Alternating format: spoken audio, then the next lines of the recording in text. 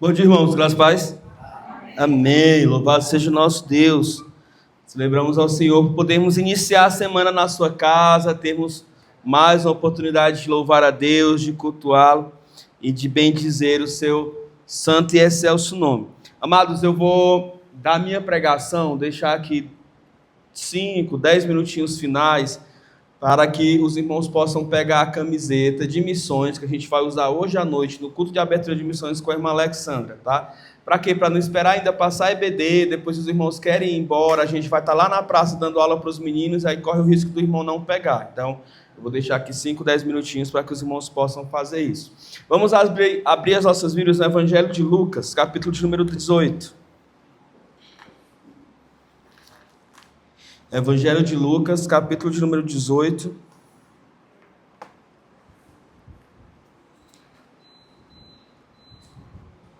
Eu queria ler com vocês os versículos 15, 16 e 17.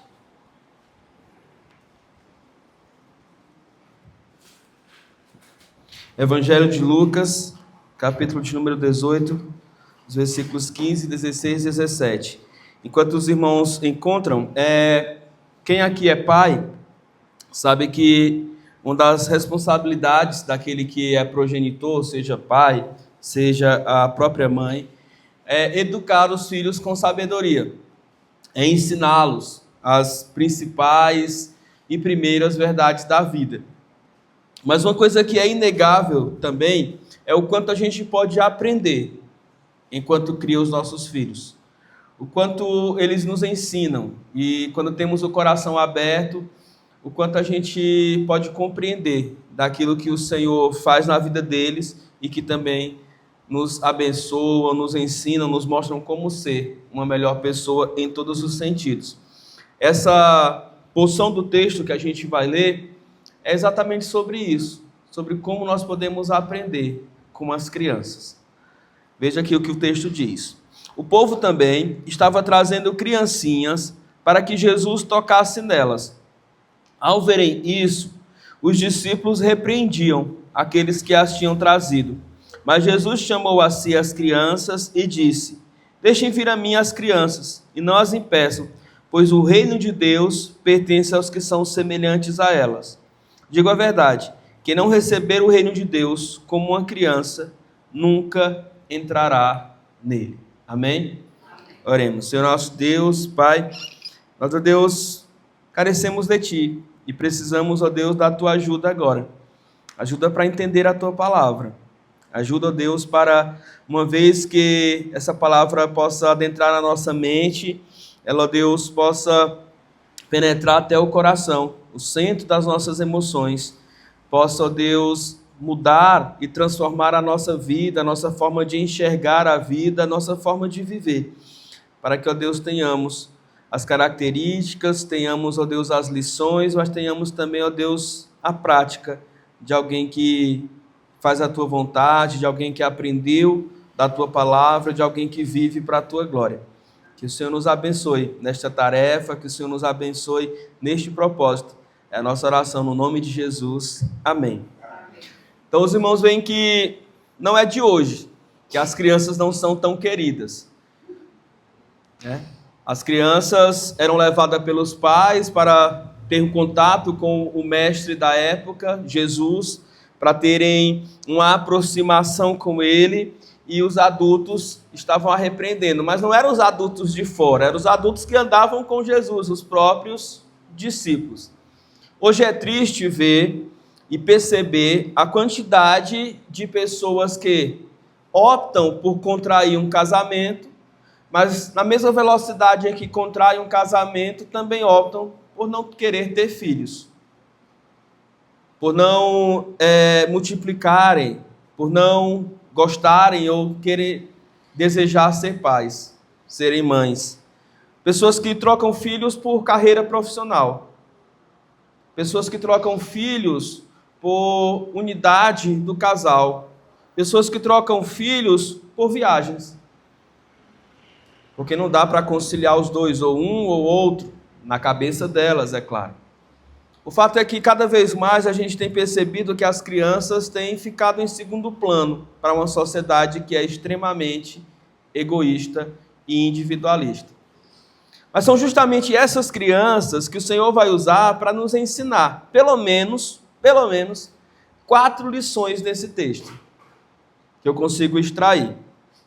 A primeira delas é que Jesus vai dizer: deixem vir a mim as criancinhas e não as impeçais, porque o reino de Deus pertence àqueles que são semelhantes a elas.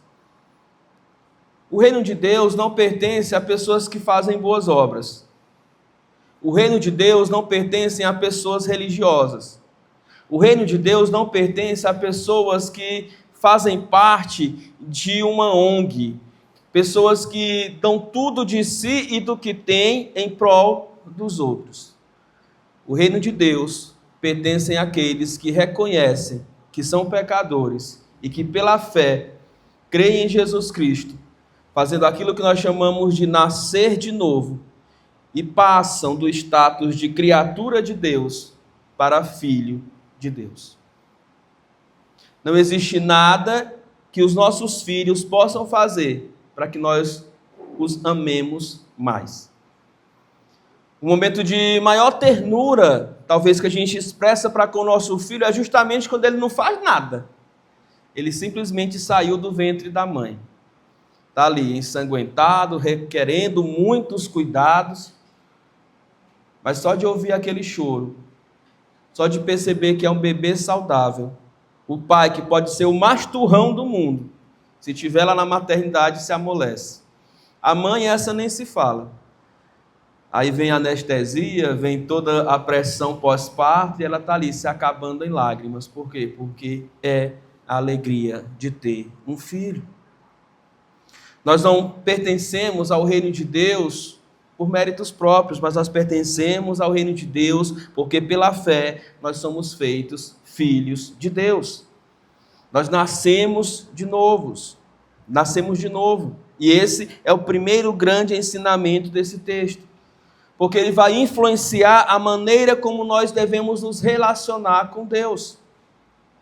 Como que nós devemos nos relacionar com Deus? Você não é mais escravo de Deus, você não é mais criatura divina no sentido de ser apenas alguém que fora criado, não. Você agora é um filho de Deus, e é por isso que o unigênito vai nos ensinar a orar chamando Deus de Pai.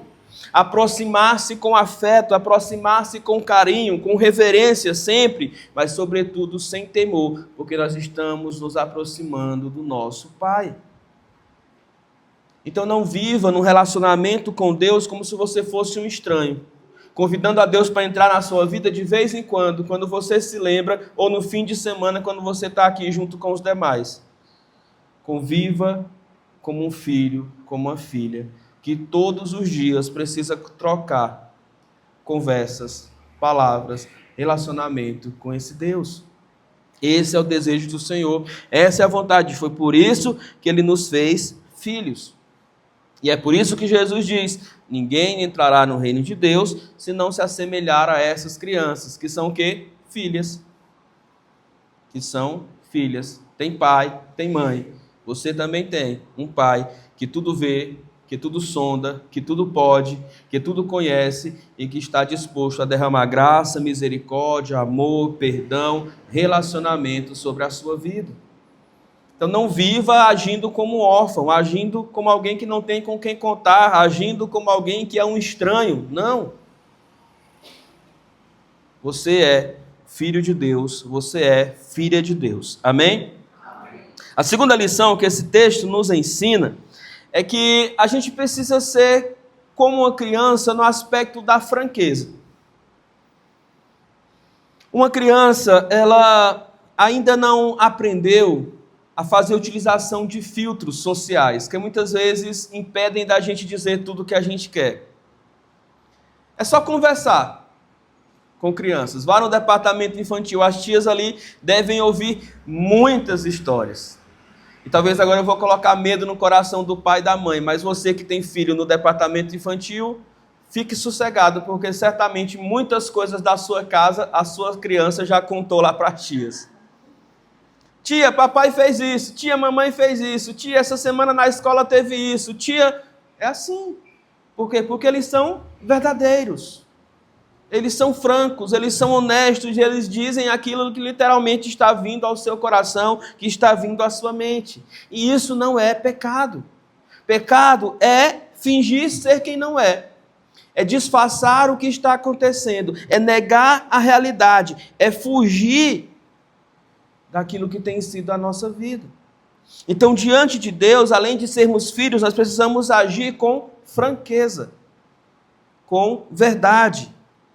Porque o nosso próprio Deus e a sua palavra são a verdade. E a gente precisa agir como tal. Paulo diz que a igreja do Senhor é lavada pela palavra da verdade, para que seja purificada. Então a gente precisa ter essa característica das crianças. A terceira característica das crianças que a gente precisa ter é que a gente precisa ter uma receptividade maior. Porque as crianças são filhas, as crianças são francas, mas elas também são muito receptíveis. Sabe, você não precisa dizer ou forçar uma criança a interagir com a outra. É só você chegar naquele lugar, deixar a sua criança ali à vontade, ela de repente vai estar com 1, com 2, com 3, com 4, de repente está o grupo de coleguinhas ali brincando. E se isso não acontecer, é porque você, pai ou mãe, já começou a alimentar no coração e na mente daquela criança paredes, ou seja, ideia de separação.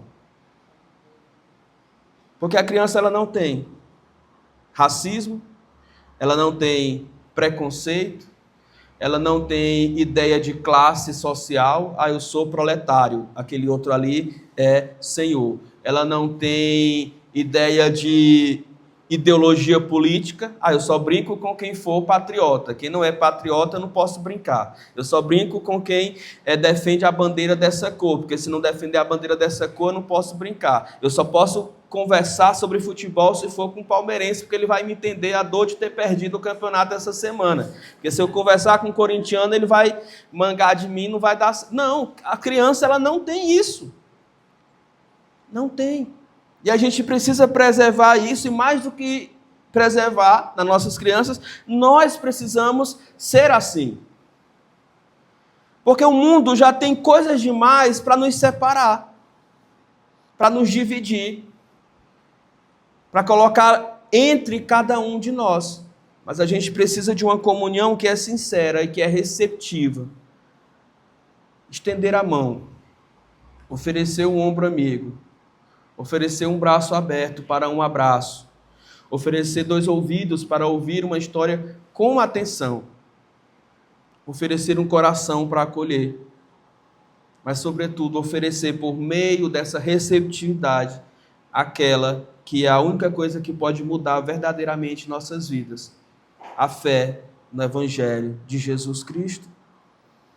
Porque se a gente não for escavando e tirando essas barreiras que nos impedem, tirando essas paredes que nos separam, nós não vamos conseguir chegar com a mensagem do Evangelho. Nós não vamos conseguir avançar. Por quê? Porque parece que o Evangelho não vai ser para todos. Acho que na visão de algum, inclusive no céu, a gente vai ter periferias que são separadas e pessoas que parece que não vão conversar. Porque na visão deles, fulano de tal não é digno daquilo. Sabe? Mas eu olho, e eu vi isso como um meme, mas acaba sendo a meditação real, porque é bíblica, para uma figura. Vocês sabem que no livro de Atos, a primeira vez que é mencionada o nome de Paulo é quando? É no apedrejamento de... Exatamente. Então, quando Estevão é condenado e se torna ali um dos primeiros, se não o primeiro mártir da igreja, ele é condenado pelas autoridades dos judeus. É dito no texto que as autoridades dos judeus vão levar Estevão para fora da cidade, porque nenhuma execução poderia ser feita dentro da cidade que eles tinham como santa.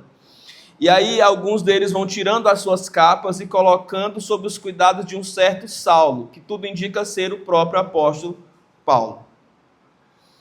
E aí o meme que eu vi dizia assim: imagina no céu Estevão olhando para a porta de entrada e vendo o apóstolo Paulo entrando. ou seja, aquele que estava consentindo no seu apedrejamento, aquele que estava consentindo na sua morte. Mas o Evangelho e a graça do Senhor Jesus Cristo é justamente sobre isso, sobre perdoar aquilo que nós consideramos imperdoável, sobre unir inimigos, sobre fazer com que debaixo de um mesmo guarda-chuva todos sejamos iguais, porque afinal de contas todos pecaram e destituídos foram da glória de Deus. Consequentemente, todos pecaram e carecem da graça de Deus. Não importa qual tipo de pecado, não importa qual a maneira, qual o grau, qual a quantidade, se no último momento de vida ou no começo da sua vida você demonstrou fé suficientemente no sacrifício de Cristo, Ele o perdoou, Ele o salvou e o céu é o seu lugar. Então a receptividade abre a porta dos corações para que aí sim o Evangelho possa encontrar lugar. Então Jesus nos ensina a sermos como crianças, crianças que são filhos, crianças que são francas, crianças que são receptivas e, em último lugar, crianças que têm total confiança. Nós somos pais ou mães, temos uma imensa responsabilidade sobre os nossos ombros de não decepcionar os nossos filhos. Porque os nossos filhos têm grande confiança em nós. Grande confiança, ao ponto de você dizer, vamos ali, e ele não piscar nem os olhos, vamos. Vamos fazer tal coisa, vamos. Vamos fazer tal viagem, vamos. Vamos para tal lugar, vamos. Você decide a vida daquela pessoa enquanto ela está ali, confiando em você. Ela tem total segurança na sua palavra, no que você diz. Mas ela precisa ter também total segurança e confiança naquilo que você faz. Para que você seja sempre digno dela. Para que você seja sempre um pai e uma mãe honrada. Você precisa falar e fazer coisas que são semelhantes e não opostas. Para que assim você seja digno dessa honra e desse respeito. Sabe, assim como essas crianças que confiam plenamente nos pais, nós precisamos confiar plenamente, totalmente no Senhor. Porque é isso que o Senhor espera dos seus filhos. É isso que o Senhor espera daqueles que se dizem seus filhos. É isso que o Senhor espera que nós possamos fazer por toda a nossa vida. Não confie em você mesmo, não confie na sua mente sábia, não confie no seu corpo forte, não confie na saúde de cavalo que você tem, não confie no poder, no dinheiro que você possui, não confie em absolutamente nada que venha de você mesmo, porque a nossa confiança precisa estar totalmente no Senhor. É dele que nós recebemos vida, é dele que nós recebemos provisão, é dele que nós recebemos saúde, é dele que nós recebemos tudo o que somos e o que temos. Nós não podemos jamais deixar de confiar em Deus, abrir mão do cuidado que Ele tem para conosco, porque é aquele que se preocupa com todos os detalhes da nossa vida. Então, ser como criança às vezes é interpretado como um ser inocente, não é. Quem é pai sabe. Às vezes, antes de falar, a criança já está pecando. Ou vocês acham que o bebê não aprende? Que quando ele emite sons de choro, ele faz com que as pessoas se aproximem dele? Claro que aprende. Tem choro que é de fome, tem choro que é de número 2 que está feito na fralda, tem choro que é de sede, tem choro que é de sono. Tem choro que são causas ali plausíveis, mas também tem choro que é de nadinha. É só para que o papai e a mamãe venham, ou quem estiver perto ali. Só para manipular, só para trazer para perto. E assim vai. A criança aprende a andar, começa a colocar dedo em tomada, mesmo você dizendo que não pode. Começa a derrubar as coisas do rack, você dizendo que não pode, e assim vai. Por quê? Porque a natureza dessa criança é, assim como a minha e a sua, pecaminosa. Então, quando Jesus diz que devemos ser semelhantes às crianças, ele não está falando sobre inocência, pureza. Ele está falando sobre isso, sobre ser filho. Ele está falando sobre ser franco. Ele está falando sobre ser receptivo, ou seja, não ser preconceituoso, mas também está falando sobre se ter total confiança. Assim como a criança confia no pai, confia na mãe, você e eu precisamos confiar no nosso Deus. Amém? Vamos ficar de pé, vamos orar.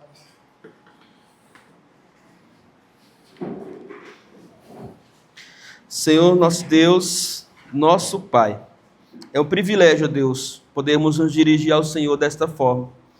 É um privilégio, ó Deus, nós, meras criaturas tuas, ó Deus, pela fé em Cristo, podermos, ó Deus, ter sido adotados à tua família e feitos filhos de Deus.